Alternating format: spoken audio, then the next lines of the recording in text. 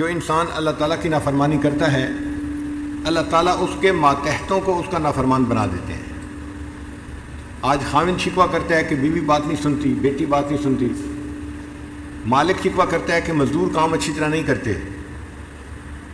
بنیادی وجہ ہم اپنے مالک کی نافرمانی کرتے ہیں، اس کے بدلے اللہ تعالیٰ ہمارے ماتحتوں کو ہمارا نافرمان بنا دیتے ہیں۔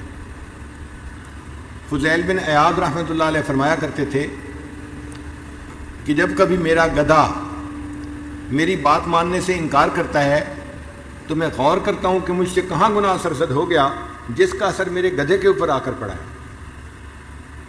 تو آج جو اولاد کے شکوے کرتے ہیں نا، حضرت دعا کریں، بچے تو افلاطون بنے ہوئے ہیں، کوئی سننے کو تیار نہیں ہے بات، ہم اللہ کی بات سننے کو تیار نہیں، اولاد ہماری بات سننے کو تیار نہیں۔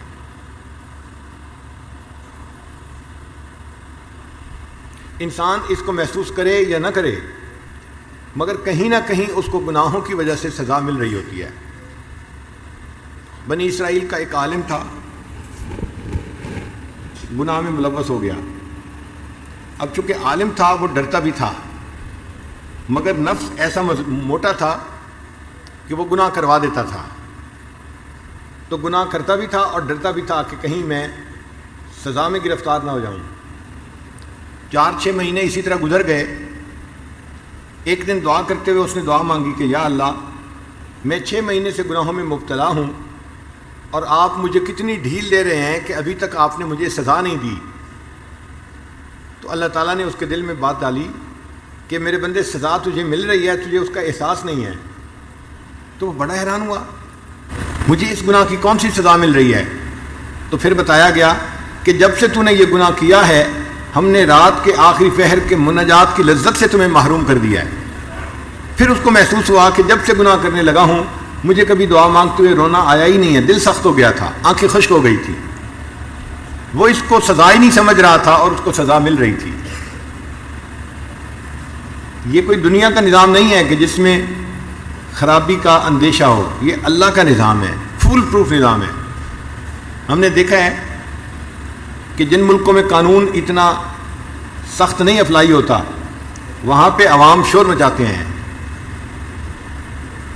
کئی مرتبہ ہمیں امریکہ جانے کا موقع ملا تو جب ہم لاہور یا کراچی ایئرپورٹ پہ ہوتے ہیں نا تو مسافروں کے انداز ہی اور ہوتے ہیں، ذرا سی بات پہ ایک دوسرے کے ساتھ بات کر رہے ہوتے ہیں، بحث کر رہے ہوتے ہیں، ایسے لگتا ہے جیسے کسی کو کسی کا ڈر خوف ہے ہی نہیں، کیونکہ ہر بندہ سمجھتا ہے کہ اگر کچھ ہو گیا تو میرے پولیس میں کنٹیکٹ ہیں، حکومت میں میرے کنٹیکٹس ہیں، تو میں اپنے مسئلے کو حل کر لوں گا۔ اور یہی سواریاں جب جہاز پہ بیٹھتی ہیں اور نیو یارک ایئرپورٹ پہ اترتی ہیں تو ہم نے انہی بندوں کو بڑے غور سے دیکھا، اتنے قانون کے پابند بن جاتے ہیں، کوئی منہ سے بات ہی نہیں نکالتا، اور لائن بنائی ہوئی ہوتی ہے اور آرام سے کھڑے ہوتے ہیں، نہ جلد بازی ہے نہ بحث مباحثہ ہے، سادے سیدھے ہوئے ہوتے ہیں۔ کیوں؟ اب ان کو پتہ ہے کہ یہاں قانون کی گرفت ہے، اگر ہم کچھ کریں گے تو ہمیں فوراً سزا ملے گی، تو سزا ملنے کے ڈر سے انسان قانون کی پابندی کرتا ہے۔ اگر ہمارے دل میں یقین پکا ہو جائے کہ ہم اگر گناہ کریں گے تو اللہ تعالیٰ اس کی ہمیں سزا دیں گے، ہم گناہوں سے بچیں اور اللہ کے قانون کی پابندی کرنے والے بن جائیں۔